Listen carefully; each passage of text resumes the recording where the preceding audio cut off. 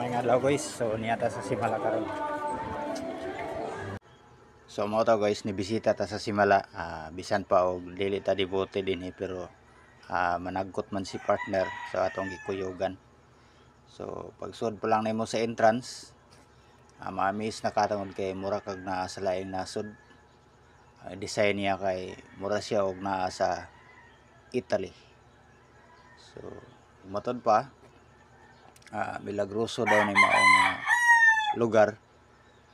Nani ni siya ka balaan matod pa sa mga deboto dinhi.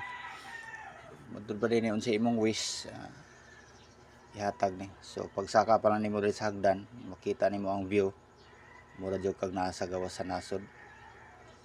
So usa nis mga inila nga mga milagroso nga lugar. Bisan pa kay mga politiko, maaari diri ka managkot kung doon na sila gusto nga pangayoon. So dinhita mo agi, nindot ang ilahang kuan, nindot nga baka design. Daghan kayong tao, gawas nga milagroso ni nahimo na sa nimo raga tourist spot. So kung gusto kang managkot dito sa unahan, liko pa ka ana dito. Dito ang dagkutanan, ara po dito palit ka og mga kandila. Uban pa mga religious paraphernalias na alang dito. Dito baligya sila dito. So alang sa mga deboto nga moari diri. So naalang dito ang inyong mga kinahanglanon. So nindot siya, nindot nga pagka-design.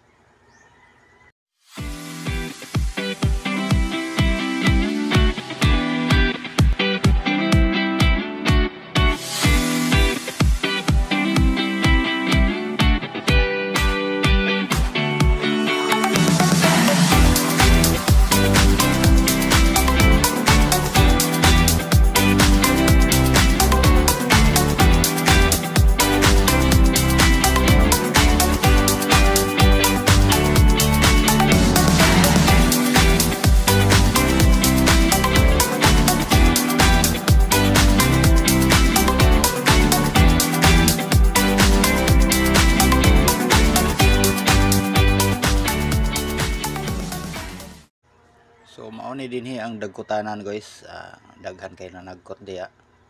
Diya na sa tubangan mao na sa naipadong adto sa exit.